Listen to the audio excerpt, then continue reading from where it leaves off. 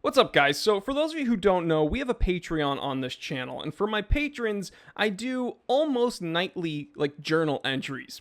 And it's kind of whatever is on my mind at that point, but there's always a theme, there's always a takeaway. It's not just random spatterings of just like incomprehensible BS. It's stuff that I really truly want you guys to read, and that's why I'm putting it over there. But you know, and again, if you find it in your heart to support this channel, which is not currently monetized, then please click the link in the description and check out Patreon. But one of the things that I'm finding out just from the comment section of these first 3 episodes that we've uploaded so far is that there's a lot of younger dudes out there that are really relating to the stuff that I've been saying, and it's humbling, it's kind of overwhelming a little bit, and it is impressing me a lot because a lot of you dudes out there that are in your early 20s are far and away ahead of where I was at your age. And it's interesting because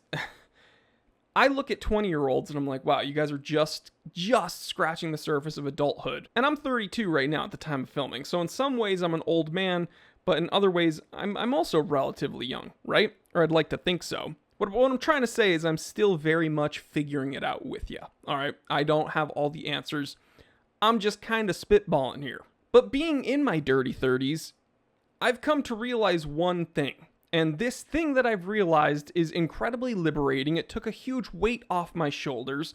And the reason I bring up Patreon is because with a lot of these younger dudes in the comment section of my YouTube videos, again, and this is a very early on, this is a very new channel. I think we've only done 3 other episodes. I realized that this thing I wrote for the Patreons, or the patrons, I don't know what you call them, for the people that are supporting me on Patreon. I cherish each and every one of you. I think there's only 3 right now. I wanted to share it with the rest of YouTube because, again, there's a lot of younger guys that I think really do need to hear this. So this is going to be a hot take, but it's a take you need to hear. And I could be totally off base, but that's what the comment section's for. So please give me some perspective there. So without further ado, here's the things that keep me up at night.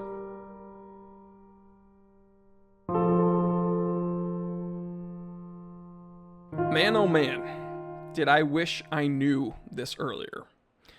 I wish I acknowledged this earlier. I wish that I had the foresight to have a bit more faith in myself, a bit more faith in the world, a bit more perspective. And if I had known what I'm about to tell you, I probably would have made different decisions. I probably would have made more decisions. I probably would have committed to more things and done things even harder. Here it goes. Nothing before age 25 matters, period. If you're younger than 25, congratulations. You can mess up.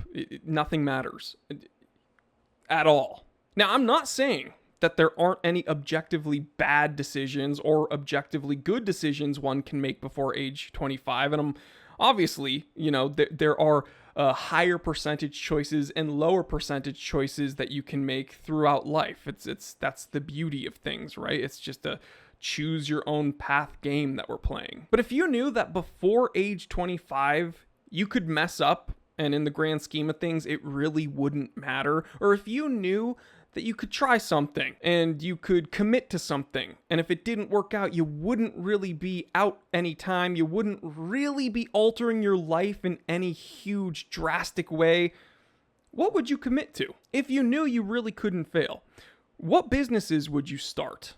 How vulnerable and honest would you allow yourself to be with others? To put it plainly, what risks would you take?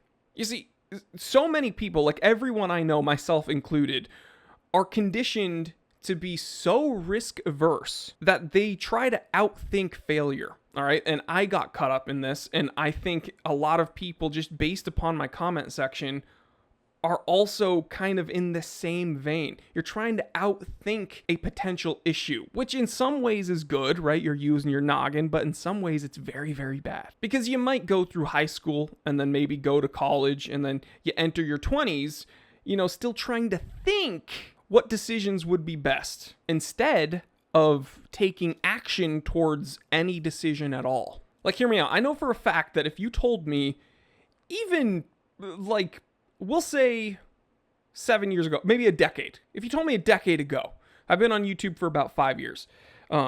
If you told me a decade ago that I'd be on camera 6 days a week and I'd be talking to people all over the world every day, I'd tell you that you're crazy, and that sounds terrifying. Because at that point in my life, in my early 20s, I was too busy thinking, just like ruminating about potential negative outcomes of every little decision I made, to the point where it would make me sick. Here's how it would go. I would think of something and I would say, okay, maybe this is what I want to do for the rest of my life, as if I can plan it out that way. Okay, because here's a little secret. You can't plan your life out that way. But I would try, right?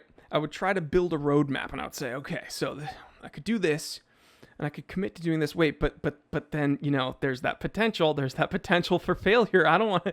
No. That's not going to work. That's not going to work. So I gotta think of something else. All right. Okay. So this next thing sounds like a good plan. I'm gonna do this, and then, oh yeah, and then I could take it here, and then I could do this. Oh, this sounds good. But wait, what if that one thing happened?